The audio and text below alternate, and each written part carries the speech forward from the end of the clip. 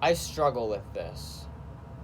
I'm not going to get into deep detail about all of my specific insecurities because I like to keep my life private, obviously, on the internet. But I struggle with insecurities, and I think we all do, to an extent. Now, some of us are more over our insecurities, and some of us have tackled our insecurities more. Like, some people are genuinely living a life where they don't struggle with insecurities as much as they used to, and they've genuinely moved forward in life, and they're content and happy and confident in themselves. But we all have something deep down in us. Even if we're the least insecure person in the world, we all have something deep down in us, in our flesh, that is insecure. And I struggle with a lot of insecurity about a lot of different things. And all I'm going to say is I struggle mainly with vulnerability and mainly with expressing deep emotions. Now, hey, I've done that on here. But I've done that on my channel. I've expressed deep emotions. But I don't cry. I'm not going to cry on my channel. I'm always going to be emotionally detached. Like, the only emotions I think I've actually shown on this channel, like, outwardly, is probably anger, despair, and emptiness. When I'm talking about negative emotions. Anger, despair, and emptiness. But even then, I kind of compose myself still. And I always make sure that I am emotionally detached in some way. Even in my day-to-day life. Like, I don't open up to people emotionally. Not even my parents. I don't tell them stuff. I tell my friends. I'm so glad that my parents don't watch my channel. I made sure my parents don't watch my channel. Some other people that I know do. But I'm so glad my parents don't. My friends know more about me and my struggles than my parents do. And even then, even my friends, there's things where it's like, even when I'm talking to my friends about my emotions, I'm detached. Like, I'm in third person. Like, I'm just spitballing, whatever, blah, blah, blah. Yeah, I struggle with this, I struggle with that, blah, blah, blah, blah, blah, blah. Like, I'm detached when I talk about them. So I really keep it all inside. And I struggle with that.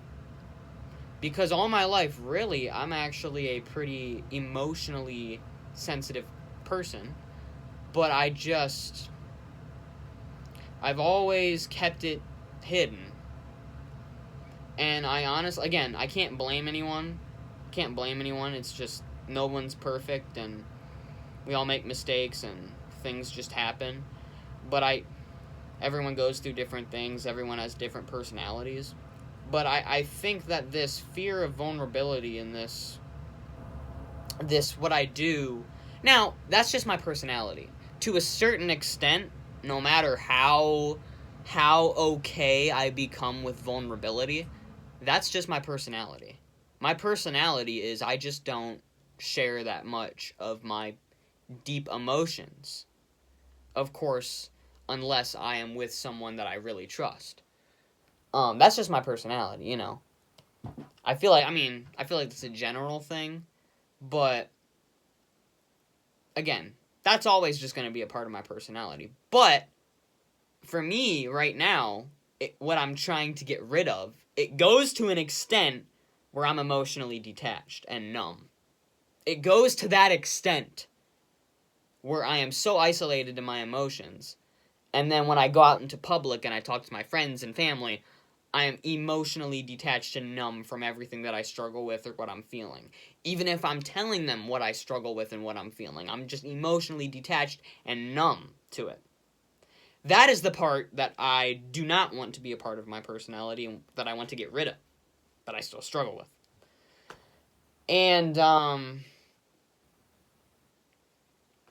again, I feel like we all struggle with that to an extent. Some more than others, and some people have conquered it more than others. I struggle with it a lot, and I feel like a lot of men, especially in this generation, do. And I feel like a lot of that has to do with social media, the internet, technology, AI.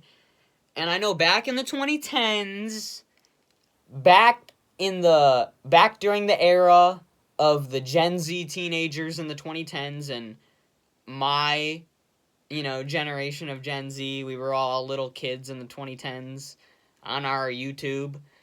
It was always, the parents saying it's the phone, the parents saying the phone's the problem, the internet's the problem, social media's the problem. We were all like, no, it's not.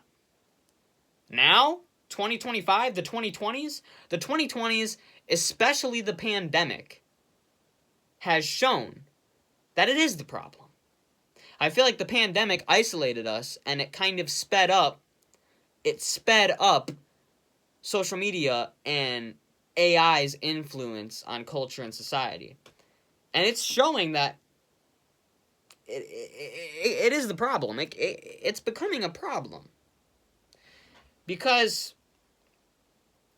all my life, because of this insecurity, and this is what a lot of guys deal with, because of this insecurity, because of this fear of vulnerability, I don't feel fulfilled because I don't really have an outlet. And, there's God. But honestly, from ages 12 to 15, I was a lukewarm Christian. So my relationship with God wasn't really that tight. So I was left feeling very lonely and empty. And even at 16 and now that I'm 17, I've gotten closer to God. But it's still been a struggle, And Jesus has tremendously helped me with this. But right now, specifically, my senior year, now that I'm 17, I'm in a season right now where I'm in the desert. I'm in the wilderness, and I feel really far from God right now. And it's just... And even then, even if you have a good relationship with God, I heard someone say this: God still gave Adam Eve. Humans still need other humans to confide in emotionally. And I struggle with not really doing that, or feeling comfortable doing that. And again, even when I do it with my friends, I'm always emotionally detached. And, throughout my adolescence, and now I'm still a teenager. I'm still an older teenager. I'm not really... I don't think you really become I personally don't think you really become, at least in modern society and in the general collective of what it seems maturity is in this generation and the generation of teenagers going all the way back to the 1950s. When teenagers got more time and money. Once teenagers got more time and money in the 1950s, we've become so immature. I don't really think in modern mid-late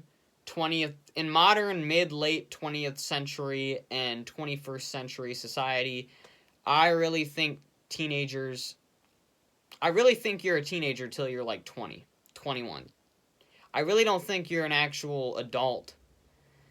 Again, this is subjective, but I really don't think a lot of people are actual adults who understand adult life until they're in their 20s and they've experienced a lot of years of being an adult. Again, it's subjective, but that's just what I think, and I think that's what a lot of people think. But yeah, it caused me in my adolescence, and even now, I think we can all agree, 17, I'm still in my adolescence. I'm just at a more mature stage of it. I've always struggled with feeling really isolated. YouTube and the internet and YouTubers and watching gaming YouTubers has always felt like social connection, like a very personal, deep thing, where it's like my social connection, you know what I mean? And it's a blessing and a curse. I have a lot of fun nostalgia from watching, gaming channels and all that stuff, and watching, like, you know what I mean, like, Minecraft stuff, like, just, you know what I'm trying to say. Gen Z knows what I mean. Like, I have a lot of fun nostalgia from, like, watching Corey Kenshin, 8-Bit Ryan, Game Theory. Like, that's all fun nostalgia. But it was also kind of a way to be in online communities where I was basically a stranger, basically a ghost, and I was watching it from third person, but having this weird feeling of being in a community. And half the time, maybe this is a bad thing. Again, I try not to give out too much of my personal information on the internet to real people, at least. And even then, I get wary about just putting it out there in general. But this is honestly a bad thing. And I know it's a bad thing, and I want to change. I put again, it's not extremely personal information, of course, because I'm not dumb.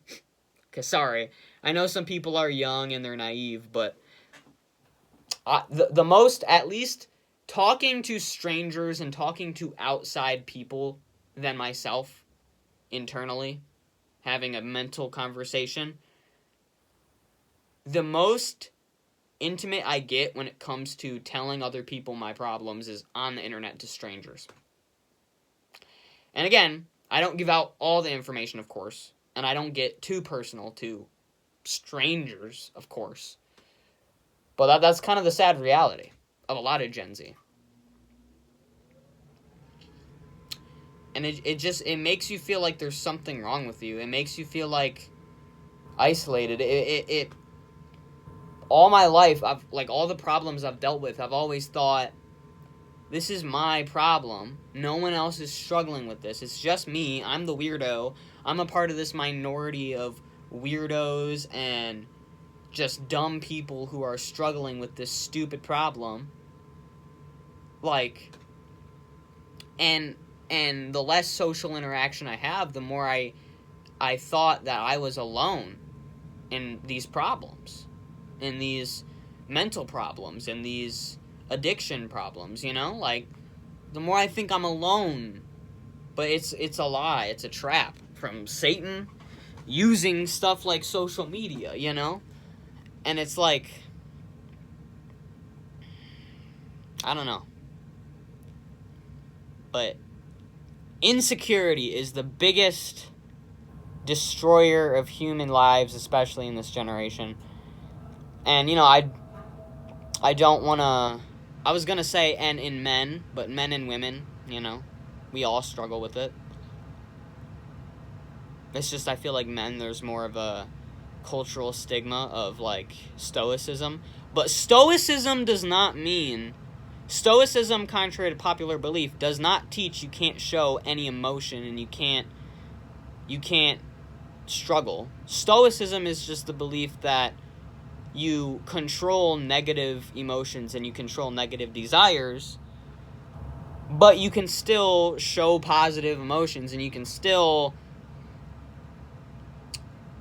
in certain settings, talk to people about your struggles and still... In private settings, talk to people about your struggles, get help, admit you need help. There's so many weird societal perversions of things, and it's what I've been struggling with, and I'm having a little bit of a quarter-life crisis right now. That's why I haven't been that's why I'm probably not going to be uploading that much, but I just really wanted to upload this video. God bless you guys. Have a great holiday season.